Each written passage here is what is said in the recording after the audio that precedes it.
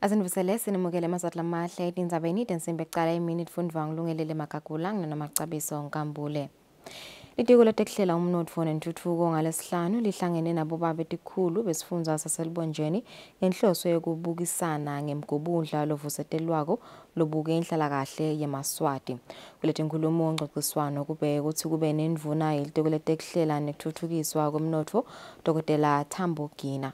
Umphathi wesifundza elibonjeni Themba Msibu emukela litiko uvetile ukuthi kuhle lokuthi bobaba etikhulu baniketwe emathuba ekuvakalisa imibono yabo ngemasu langathuthukisa sive seMaswati kuloluhlangothi lolutsinza sibalo seMaswati.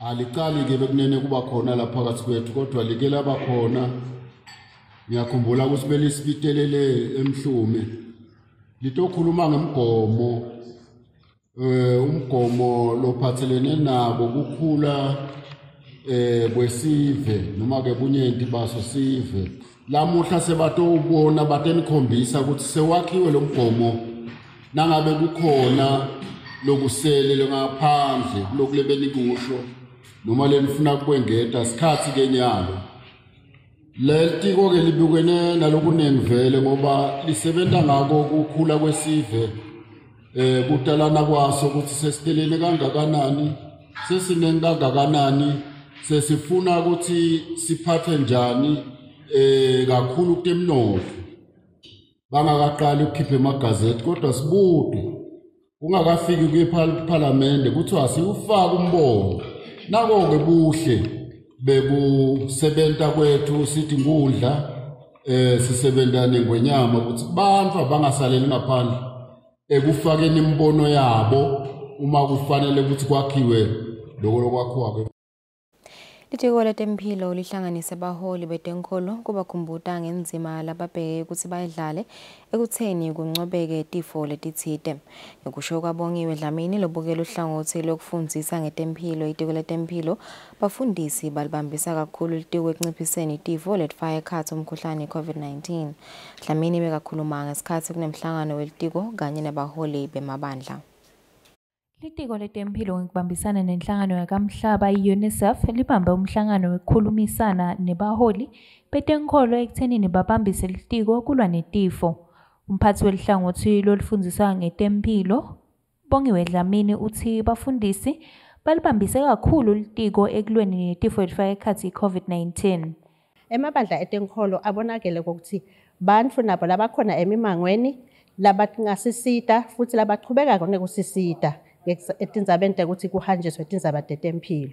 Sibabonile ngesikhathi se-HIV bayithethe inzima yabo bayidlala kwabonakala nabo bafakile isandla lesibonakalako ekwehleni kwekuthelelana kwayo i-HIV ngakuthi bafundisa ngakuthi singativikela kanjani.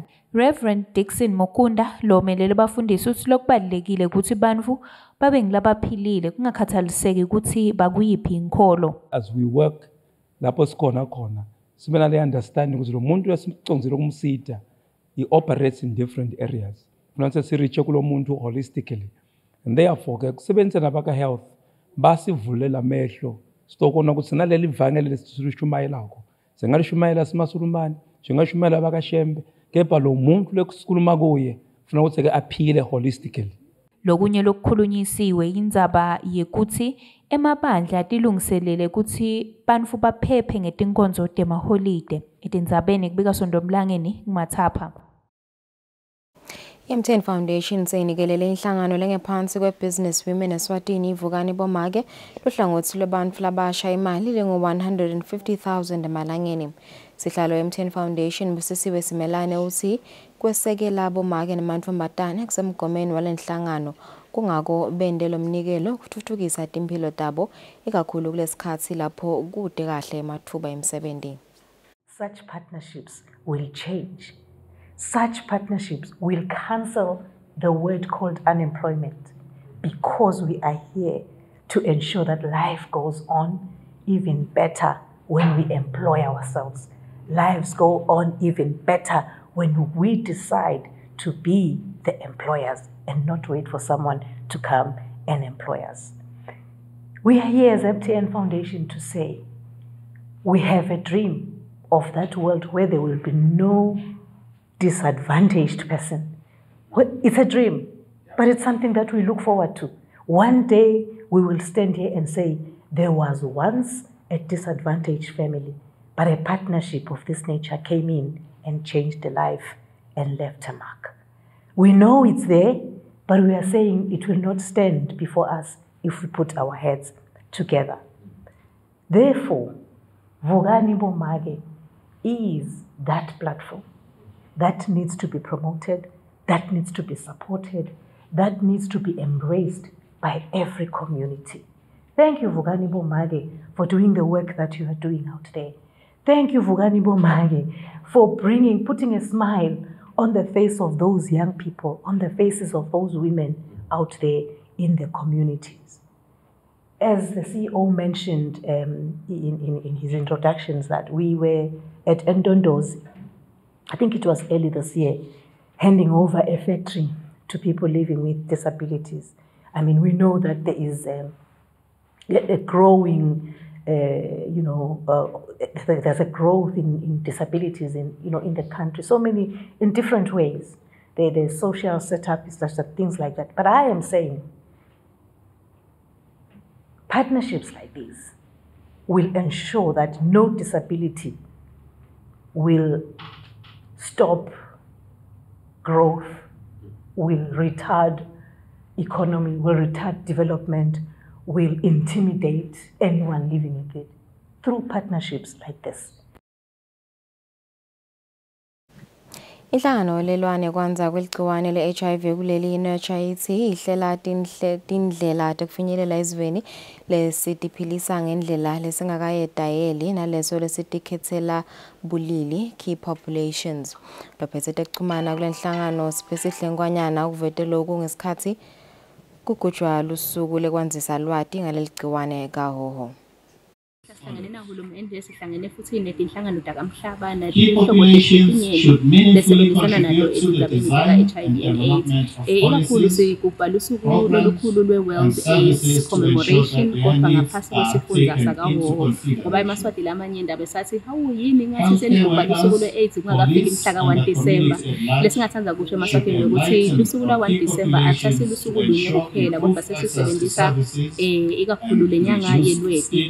services sivakashele tonke tifundza telive la Kangwane iminyango emadolobheni njengoba sedolobheni lomuhla ikakhulu ukukhulumisana nesizwe seMaswati ukuthi ngutiphi mhlawumbe tikhala leti sesekhona noma lusito lufika kahle endlele esizweni nangabe sekukhona lapho kushoda khona nguphi la singagcinisa khona ngaphansi kwesifunda sakahoho silale Prince of Wales embabane lomuhla sikhulumisa ikakhulu tindzaba telidolobha ukuthi siyathekisa emadolobheni kuba khona tinhlangothi tesizwe letinyenti letivakashela idolobha ngokufuna emathuba lamahle mhlawumbe umsebenzi noma ekutiphilisa emadolobheni ngele sikubonile kakhulu ukuthi kunanasisive lesenta umsebenzi mhlawumbe lesingakawudayeli uthola ukuthi thina sesiphuma sishayisa imisebenzini nga5 sona lesivele somhlawumbe siyangena semsebenzini batiphilisa ngendlela esingayidayeli sibabide ngama-key populations noma ke labanye babo futhi bakhetha bulili labafuna ukukhetha bona lesivele soke sithi uma singakasinaki selesitashibangela ikakhulu kwenyuka kwetinombolo tebantu labathola i-HIV kabusha ngakho-ke lesikwenile ukuthi singakafiki kulesihlanu siye sinakusuka leliyo Gogo leneminyaka lenge-87 budzala wasendzaweni yakakhuphuka ngaphansi kwenkundla yasemkhiweni ushe waba ngumlotha kusa kwangalesine. Ngekusho kwemndeni wakamathebula kusolakala ukuthi lomuntu lomdzala ukhohlwe kucima likhandlela lelibese liyalumeka kwasha konke lobe kungekhathi endlini kanye naye washona. Okovayina Matsebula wakakhuphuka ushele endlini washona. Lo muntu lomdzala bekahlala yedwa kanti abe ngumuntu longaphile emtimbeni njengoba bekangasakhoni ukutihambela abesebenzisa isitulo semasondo. Umdukulo wakhe ekhanyisile ethumbathi uyasilandzisa ngalesigameko. Ebusuku ngifike nga1 la khaya. Akhaza vele sekushile kakhulu ibona nje ishile igodlo eduze kuphelile. La ngekhasi vele lomdzala besavele angabonakali bona naye sikhanze nje sikhanza le body le ngopulu lokho la kusuka la nyaweni konke la ngiyamkhono bese vele kude be angabonakali nje ndibe ukuthi le bhodi langetulu ngumuntu noma yini ngoba bekumnyama nje kuphela. Kepha sibonile ukuthi ungathi kule bhodi langetulu ngokuzala. Sona simo simatima. Singibe sibi kakhulu nje. Njengoba ubona nje ikhaya vele linganabani ngoba kude lokhona. Gogo nje usaselela ekhaya ahlala simo vele sibi kakhulu asadluke ukuthi siyakwenda kanjani sito siyadzinga kakhulu. Lo ngasisita nje Nkosi yami singakujabulela kakhulu. Lapha ngasifundela kona asinalutho. Sibantu vele labeswele kakhulu. Lo mndeni wakamathebula ucela tandla ekufihleni lo muntu lomdzala njengoba uthi kati ulala etiko kuleli khaya. Isekela lemxhumanisi wesive namaphoyisa Inspector Nosipho Mnguni uyivumile le ndzaba. Tindzaba Emini Eswatini TV ngibongosi Magagula kakhuphuka. Kuletichamuka ngaphandle kwakuleli umnikati lomusha kampani yenkhundla yetekuchumana iTwitter Elon Musk uthi kunemathuba lamakhulu ukuthi le nkampani ishayeke etimalini. Musk locoshe tisebenti takhe letitingulungwane letintsatfu nemakhulu asikhombisa emavikini lengcile ukhatsatekile ngesimo sale nkampani. Elon Musk lotsenge inkampani yenkhundla yekuchumana iTwitter ngetigitsigitsi letinge-44 emavikini lendlulile, $44 billion. Utitfola abhekene nensayeya lenkulu yekubuyisa le nkampani esimeni kulandzela kutsi ilahlekelwe timali letiningi uma tinkampani tiyekela kukhangisa kule nkhundla yekuchumana. Loku sekubone tisebenti tale nkampani letinkhulu letifaka ekhatsi Chief Security Officer kanye na Chief Compliance Officer bayekela kusebentela le nkampani. Elon Musk uthi kusukela tinkampani ticale kuyekela kukhangisa ka-Twitter, le nkampani ilahlekelwa tigitsi letine $4 million ngelilanga. Le nkampani ime esikweletini setigitsigitsi letilishumi-13, $13 billion. Ngakulokunye bososayensi bathi lizinga le-carbon dioxide libangwa kushisa ema-fossil fuels ibhekeke ukuthi inyuke ngakunye ekhulwini kulo mnyaka. Embikweni lowetfulwe bososayensi emhlanganweni wekugucugucuka kwesimo selitulu i-COP27 we-Global Carbon Budget, bososayensi bathi kubhekeke ukuthi emave abange i-carbon dioxide lengu-41 billion tons. I-United Nations Climate Science Panel ithi ema-greenhouse gases kufanele ehlise ematfuba e-global warming ngama-43 ekhulwini. Umbiko uhlanganiswe nguSifiso Nxumalo kanti titfombe titfolakele ka-France 24.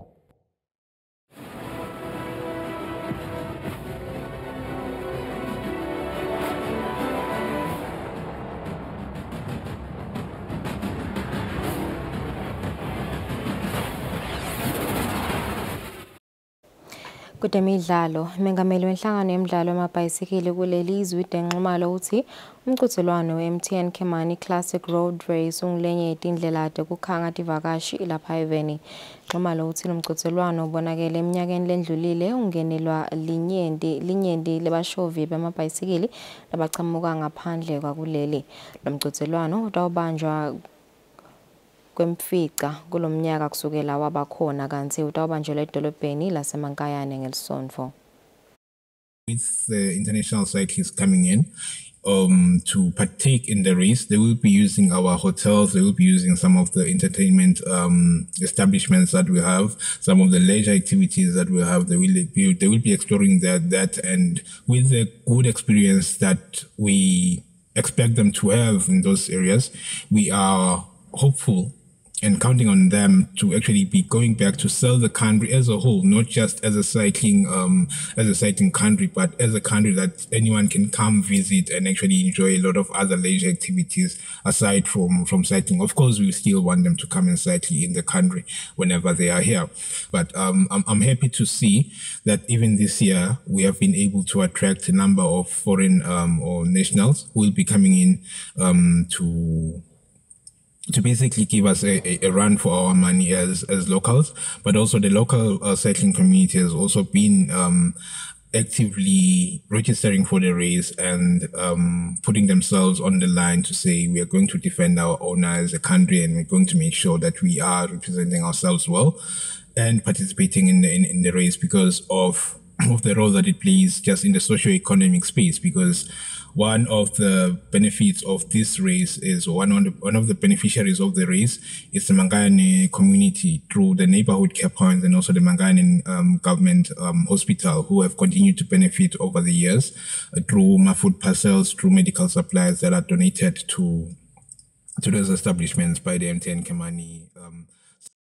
Inhlangano leyengamele ekudlalisa umdlalo webhola evikatini le-Afrika ithi iyalisekela live le-Qatar ekudlaliseni indlebe yalonyaka. Mengameli walenhlangano Patrice Motsepe uthi ekudlaliseni lendlebe kwelive le-Qatar kutawubuyisela abunye emaveni lahlukahlukene. Lendlebe kubheke ukuthi iqala mhla ka-20 kule nyanga leSetulo. Inhlangano leyengamele ekudlalisa umdlalo webhola evikatini lase-Afrika ithi iyalisekela live le-Qatar ekudlaliseni lendlebe yalonyaka. Mengameli walenhlangano Patrice Motsepe uthi ekudlaliseni lendlebe kwelive le-Qatar kutawubuyisela abunye emaveni lahlukahlukene. Lendlebe kubheke ukuthi iqale mhla tinga-20 kule nyanga leSetulo. Motsepe uthi lokhu kulandzela imidlalo ye-CAF Super League liyadlala lakhona eDoha, Qatar ngaminyaka wa-2010 kanye na-2021. Kusachubeka namalungiselelo endlebe yemhlaba eveni lase-Qatar, emaveni ahlukahlukene ayachubeka nokubita abadlali bawo. Live le-Morocco selibite abadlali lokubhekeka ukuthi bangenene lendlebe. Labadlali bafake ekhatsi Hakim Ziyech loneminyaka engu-29 lodlalela licembu le-Chelsea. Labanye badlali bafaka ekhatsi Ashraf Hakimi welicembu le-Paris Saint-Germain eveni lase-France kanye na-Nouzi Mazraoui welicembu le-Bayern Munich. IMorocco ingaphansi kwa-Group F kanye nelive le-Belgium, Canada kanye ne-Croatia. Live le-Cameroon nalo libite badlali labangu-26. Labadlali bafaka ekhatsi Brian Mbeumo lodlalela licembu le-Brentford eveni lase-Ngilandi kanye na-Eric Choupo-Moting lodlalela licembu le-Bayern Munich eGermany. ICameroon ingaphansi kwa-Group G kanye ne-Brazil, Serbia kanye ne-Switzerland. Etindzabeni temidlalo ngeNgiyani Msibi, umbiko uhlanganiswe nguFabrice Msonera, tithombe titholakele ka-France 24 kanye na-DW. 17 minutes after 1 sitiphethe lapho tindzaba tetfu tasemini simakhohlasana nathi letitawulandzela tingensimbi esikhombisa nisale kahle.